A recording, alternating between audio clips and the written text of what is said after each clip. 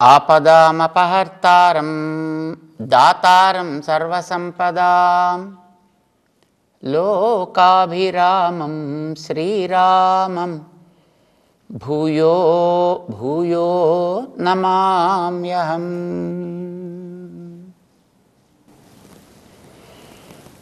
జై శ్రీమన్నారాయణ. ప్రియ భగవద్బంధువులారా, భగవద్గీత 5వ అధ్యాయం ప్రారంభమైంది. ఈ అధ్యాయానికి పేరు కర్మ సన్యాస యోగో నామ పంచమోధ్యాయ. కర్మ సన్యాస యోగము అని దీనికి పేరు పెట్టారు. సాధారణంగా అధ్యాయంలో ఉండే విషయాన్ని అధ్యాయానికి పేరుగా పెడుతుంటారు, లేదా ఏ పదంతో ఆరంభమవుతుందో దాన్నేనా అధ్యాయానికి పేరుగా పెడుతుంటారు. 9వ అధ్యాయం భగవద్గీతలో భక్తి గొప్పతనాన్ని గురించి చెప్పాడు ఆయన. కానీ దానికి భక్తి యోగం అని పేరు పెట్టాల. లేదు, దానికి ఆరంభం ఇదంతుతే గుహ్యతమం ప్రవక్ష్యామి అని ప్రారంభిస్తాడు ఆయన. గుహ్యతమ అని చెప్పిన అధ్యాయం కనుక గుహ్యతమ యోగం అని పేరు పెట్టలేదు దానికి. అందులో ఉండేటటువంటి సారాంశాన్ని బట్టి పేరు పెట్టాడు ఆయన. ఏమిటి సారాంశం? దాంట్లోనూ చెప్పదలుచుకున్నటువంటి విషయాల్లోకెల్లా గొప్ప విషయం అది నేను చెప్పేది. భక్తి అనేది చాలా గొప్పది. కాక అది సామాన్యంగా తెలుసుకోవలసిన విషయాల్లో యోగ్యతను చూసి మాత్రమే చెప్పగలిగినటువంటిది. ఎవరికి పడితే వాడికి చెప్తే అది అర్థం కాదు. అది ఊరికనే ఏదో అని అనిపిస్తుంది. అలాగా ఏదో పేలవంగా తీసుకోకుండా చాలా మనస్సు పెట్టి సీరియస్గా తీసుకుని చెయ్యాలి దాన్ని ఆచరణలోకి అని అనుకునే వ్యక్తి ఎవడో అలాంటి వాడికి చెప్పదగింది దానికి గుహ్యం అంటారు. దాన్ని గుహ్యం అంటే రహస్యమైంది అని అర్థం. రహస్యం అంటే అది ఎంతో శ్రద్ధతోటి ఎంతో విశ్వాసంతో దాంట్లోకి మనసు పెడితే తప్ప దొరకనిది అని అర్థం. సో అలాంటి తెలుసుకోవాల్సిన అంశాల్లోకెల్లా చాలా విలువైంది కనుక దాని పేరు గుహ్యములలోకెల్లా రాజు లాంటిది. మనం జ్ఞానం పొందాల్సినటువంటి విషయాల్లోకి విద్య అని అంటారు కనుక దాన్ని విద్యలలోకెల్లా రాజు లాంటిది. రాజ విద్య, రాజగుహ్య యోగము అని పేరు పెట్టండి దానికి. ఆ పదం వింటే చాలామందికి అలా అర్థమే కాదు. అది కాకపోయినా పర్వాలేదు, ఆయనకి తను చెప్పదలుచుకుంది సవ్యంగా చెప్తున్నానా లేదా అనేది ప్రధానం ఆయనకి. దానికి రాజవిద్య రాజగుహ్య అని పేరు పెట్టిన చేత కొంతమంది మేమంతా రాజవిద్య యోగులం అని అనుకుంటుంటారు. కొంతమంది అదేమిటో తెలియకపోయినప్పటికీ కూడా అంటే రాజుల్లా బతుకుతూ ఏదో ఇలాంటివి నేర్చుకోవడం అని వాడి ఉద్దేశం, అంతవరకే. కానీ అందులో చెప్పింది తాత్పర్యం భక్తి యొక్క ప్రభావాన్ని గురించి చెప్పాడు. దాని 9వ అధ్యాయం దానికి అట్లా పేరు పెట్టాడు. దానికి 8వ అధ్యాయానికి అక్షర పర బ్రహ్మ యోగము అని పేరు పెట్టాడు. తమాషా అయిన పేర్లవి, అది మనకి అర్థం కూడా కాదు. అది పోనీ ఆ పదం ఎక్కడైనా వచ్చింది దాంట్లో అంటే అలా రాలేదు. అలాగా అది ఏదో దాంట్లో ఒక విషయాన్ని మీద దృష్టి పెట్టి ఆయన చెప్తున్నాడు. దాంట్లో ఒక అక్షరమైనది, ఆనంద ఆవహమైనటువంటిది, గొప్పదైనది ఏదో అలాంటి దాని గురించి చెప్పబోతున్నా అని దాంట్లో చెప్పాడు. అది అక్షర పరబ్రహ్మ యోగము అయింది. అందులో అంత సారంగా ఉండేటటువంటి అంశాన్ని తీసుకుని చెప్పేది. ఒకసారి అట్లా పేరు వస్తుంది అధ్యాయానికి. ఇప్పుడు ఈ 5వ అధ్యాయానికి అందులో ఉండే మొదటి పదాన్ని చూసి ఆ పేరు అధ్యాయానికి పెట్టడం జరిగింది. ఎందుకంటే ఇందులో మొట్టమొదట సన్యాస కర్మయోగశ్చ, వదలుట సన్యాసము లేదా కర్మయోగశ్చ కర్మలు చేయుట, నిశ్రేయసకరా ఉభౌ ఆయన చెప్తున్నాడు. ఈయన ఇవి రెండు కూడా హితకరమైనవే, నిశ్రేయసకరమైనవే, ఇవి రెండు నీకు మంచిని కలిగించేవే. సన్యాస కర్మయోగశ్చ నిశ్రేయసకరా ఉభౌ.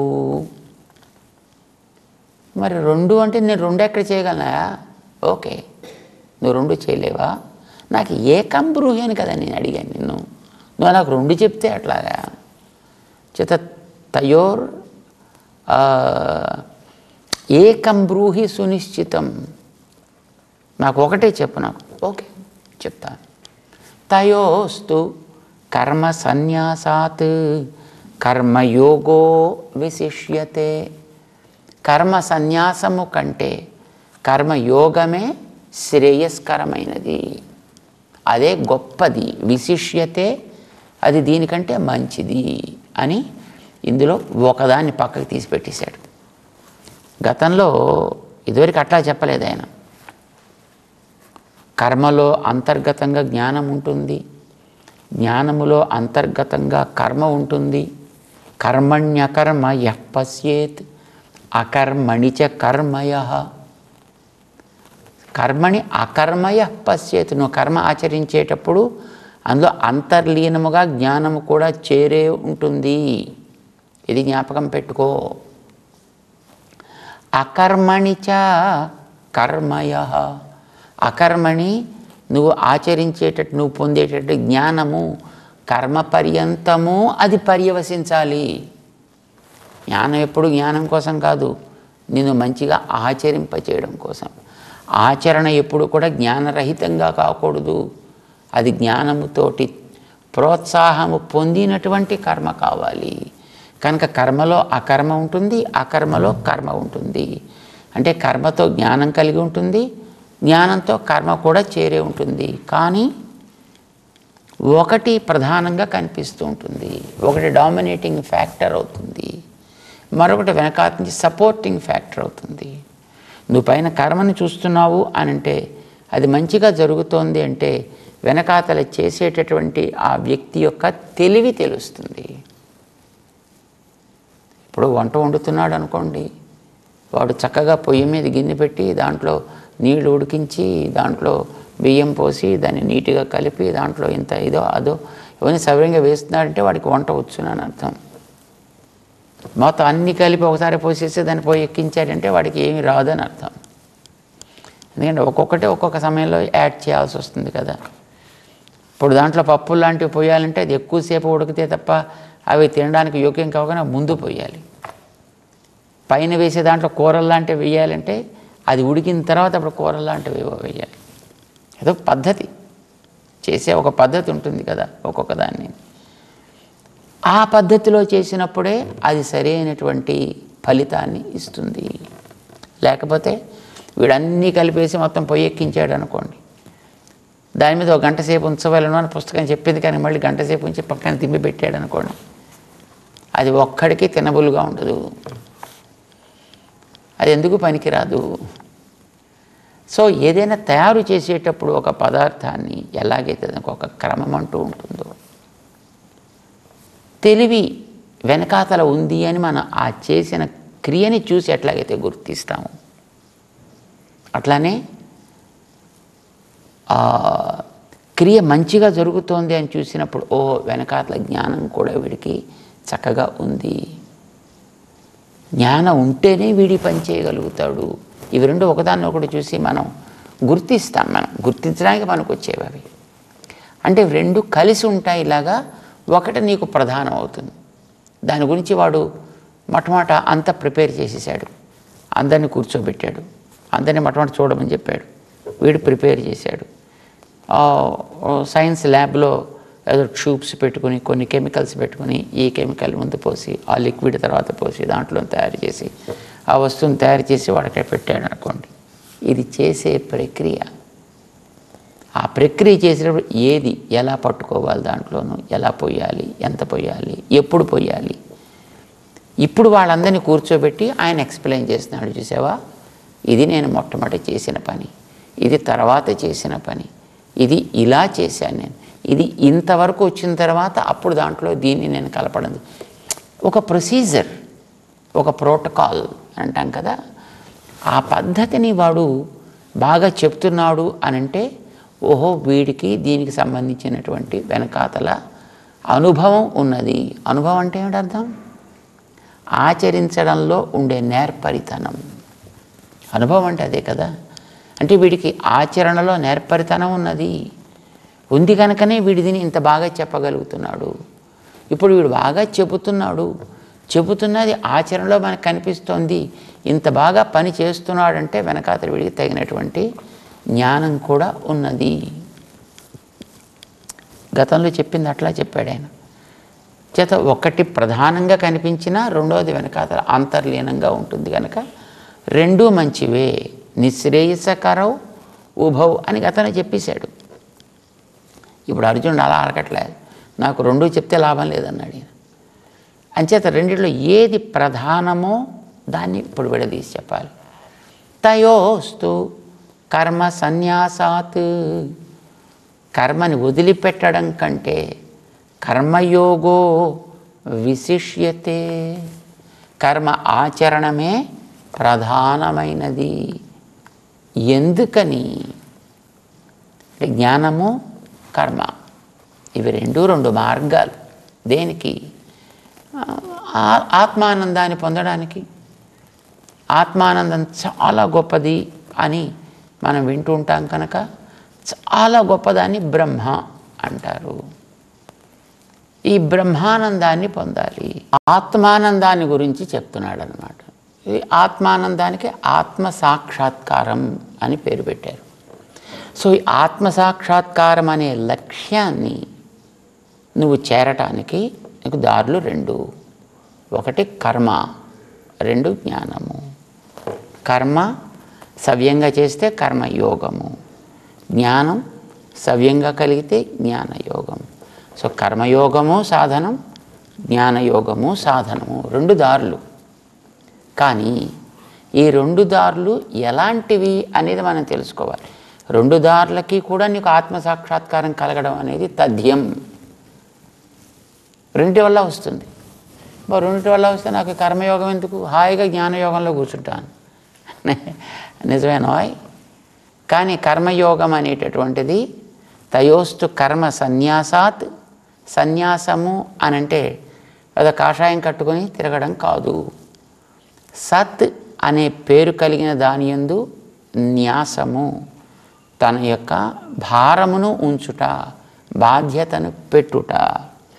సత్శబ్దం ఆత్మక పరమాత్మకి రెంటికి ఉంది కనుక ఆత్మయందు భారము లేదా పరమాత్మయందు భారము పెట్టి నువ్వు పని చేయుట. అలా చేయగలిగితే దాని పేరు సన్యాసము అని అంటాము. చేత కర్మ సన్యాసము, కర్మలని వాని యందు వదులుట. కర్మలు వదలడం అంటే కర్మలు వదలడం కాదు, గతంలో చెప్పాడు మనకి. కర్మ చేసేటప్పుడు కర్మని చేసేటటువంటి వాణ్ణి నేను అనేటటువంటి సంగత్యాగము, ఇది నా వల్ల కలుగుతోంది అనేటటువంటి దాన్ని నువ్వు వదలాలి. ఫలితము నాకు కావాలి అనేదాన్ని నువ్వు వదలాలి. ఫలితం ఎవరెవరికి దాంట్లో ఏదేది ఎలా ఎలా ఇవ్వాలి అనేది తర్వాత విషయం. నిర్ణయం చేసేవాడు వాడు, చేయడం నీ బాధ్యత. పొలాన్ని దున్నే రైతులాగా నువ్వు ఇక్కడ కర్మ ఆచరణ చేయడం నీ బాధ్యత. వచ్చే ఫలసాయాన్ని ఎలా ఎలా ఎవరెవరికి ఏ ఏ రకమైనటువంటి భాగాలతోటి పంచాలి అనేది తర్వాత వాళ్ళు నిర్ణయం చేస్తారు. ఇలాగ భారాన్ని వదిలి ఫలము, సంగము, నేను చేస్తున్నాను అనేటటువంటి కర్తృత్వము మూడు వదిలితే దాని పేరు సతి న్యాసము. వదలడం అంటే నువ్వు ఎక్కడికో ఒక చోట కదా వదలాలి. దేని యందు వదలాలి అంటే మయి సన్యస్య అని చెప్పాడు గతంలోనే, గత అధ్యాయాల్లో. చేత నా యందు వదులు అని ఆయన చెప్పాడు. అని ఇప్పుడు చెప్పేది సన్యాసం అంటే ఆ సన్యాసమే తప్ప కాషాయం కట్టుకు తిరిగే సన్యాసం కాదు. ఇది మనం జ్ఞాపకం పెట్టుకోవాలి. పదాలు మనకు ఒక్కొక్కసారి ఒక్కొక్క రకంగా ప్రయోగించినప్పుడు వాటిని పూర్తిగా గ్రంథాన్ని చూసి దానికి తగ్గట్టుగా చేసుకోవాలి. భగవద్గీతకి ఎంతోమంది వ్యాఖ్యానాలు రచించినటువంటి వాళ్ళు ఉన్నారు. కానీ వాళ్ళు చాలా చోట్ల సన్యాసము అని అంటే ఆ కర్మత్యాగము, ఏదో వాడు శిఖాయజ్ఞోపవీతాలని వదిలేసి చేసేటటువంటి సన్యాసం అని అనుకున్నారు. అలాగే వ్యాఖ్యలు రాశారు. కానీ బట్ రామానుజుడు వారు అట్లా రాయలా. అక్కడ భగవంతుడి యొక్క హృదయం ఏమి, నువ్వు చేసే పనిని గురించి చెప్తున్నాడు, జ్ఞానాల గురించి చెప్తున్నాడు. అంచేత జ్ఞానముతోటి కర్మలని వదిలిపెట్టడం కర్మ సన్యాసము. కర్మయోగము కర్మల్ని ఫలసంగములు వదిలిపెట్టి ఆచరించడము, ఇది కర్మ ఆచరణ, కర్మయోగము. చేత తయోస్తు కర్మ సన్యాసాత్, కర్మల్నే వదిలేస్తానంటున్నావు, అది తప్పు. దానికంటే కర్మని ఆచరిస్తూ ఫలసంగ కర్తృత్వములని వదలడం అనేటటువంటిది మేము చెప్పేదయ్యా. ఇదే శ్రేయస్కరమైన మార్గం తప్ప కర్మత్యాగం అనేటటువంటిది మార్గము సరైనటువంటిది కాదు. అయితే మార్గం కాదా? మార్గమే అని చెప్పాడు ఆయన. నిశ్రేయసకర ఉభవ అని చెప్పాడు ఆయన. చూడండి, ఒక్కొక్కసారి మన భారతదేశం నుంచి బయలుదేరితే యూరోపియన్ కంట్రీస్కి బై రోడ్డు మీద ప్రయాణం చేసే అవకాశం కూడా ఉందండి. చేస్తుంటారు కొంతమంది అట్లాగా. కానీ అలా ప్రయత్నం చేసి ప్రయాణం చేయాలి అని అంటే నువ్వు ఎక్కడో ఒక్కొక్క చోట నీళ్లు ఉండొచ్చు, ఆ నీళ్ళలోకి నీ వాహనాలు ఎక్కించుకుని మళ్ళీ వెళ్ళాల్సి రావచ్చు. ఒక్కొక్క చోట ఎడారులు ఉండొచ్చు, తిండి దొరక్కపోవచ్చు. ఒక్కొక్క చోట ఉండేటువంటి మనుషులు సరైనటువంటి వ్యక్తులు కాకపోవచ్చు, ఉపద్రవకారులు కావచ్చు. ఎంతో సమయం పట్టేది, ఎంతో ఆయాసజనకమైనటువంటిది, ఎంతో ఖర్చుతో కూడుకున్నది. అయినా గమ్యం చేరచ్చు, చేరకపోవచ్చు. సమయం. కానీ అదే హాయిగా ఇక్కడి నుంచి ఒక విమానం ఎక్కి అక్కడ దిగాలనుకుందాం అనుకోండి, ఇది కూడా నీకు చేర్చేదే. కానీ ఇది ఉపద్రవం లేనిది, విశ్వాసం కలిగించేది, సులభంగా తీసుకెళ్ళేది, సమయం పట్టనిది, భయం లేనిది. చక్కగా నేను అక్కడికి చేరుస్తుంది. రెండు మార్గాలే, నడిచి వెళ్ళేది మార్గమే, విమానయానం మార్గమే. కానీ ఏది మంచిది?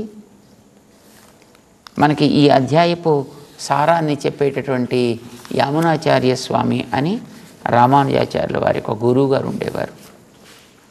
వారు 5వ అధ్యాయపు సారం ఏమిటి కృష్ణుడు చెప్పింది అనేదాన్ని ఓ అందమైన శ్లోకంలో చెప్తారు.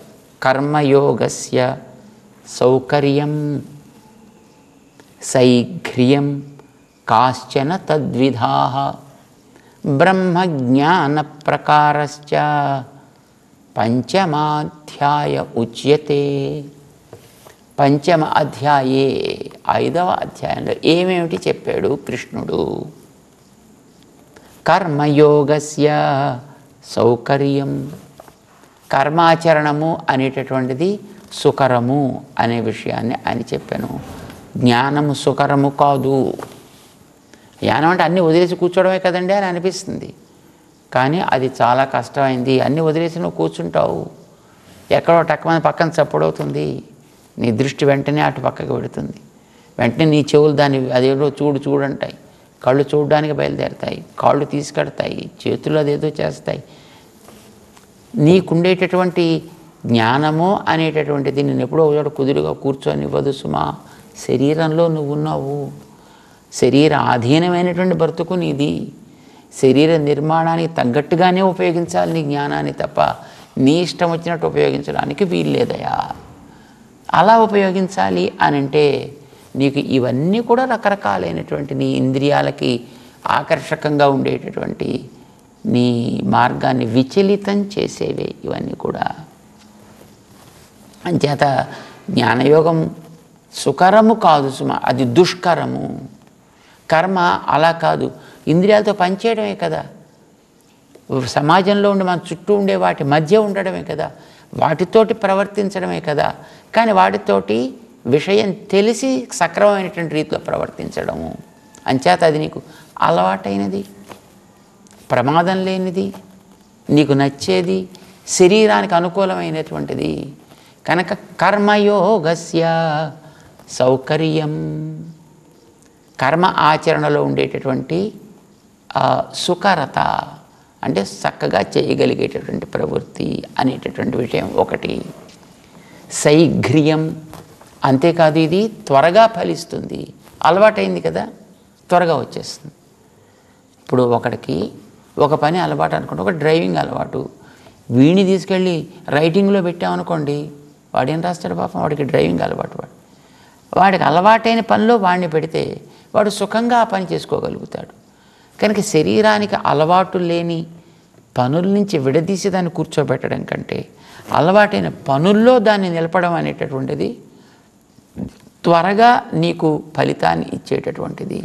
మిగతాదైతే నువ్వు దానికి అలవాటు చేయాలి.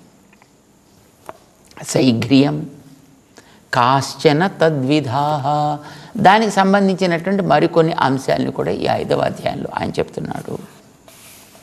అంతేకాదు బ్రహ్మజ్ఞాన ప్రకారశ్చ, ఇది బ్రహ్మజ్ఞానానికంటే బ్రహ్మం అంటే ఆత్మ అని ఇందాక మనం చెప్పుకున్నాం.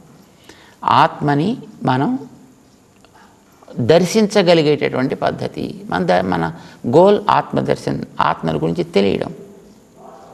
దానికి నీకు ఇది ఏ రకంగా ఒక సాధనం అవుతుంది.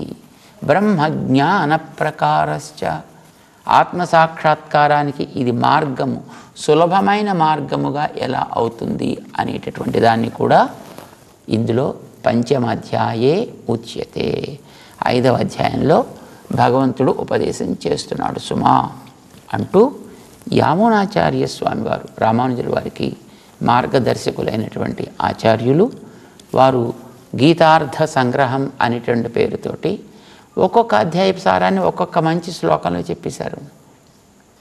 వాటిని కూడా మనం చెప్పుకుంటున్నాం గతంలో. ఈ 5వ అధ్యాయానికి ఇది సారము అని వారు వివరించారన్నమాట.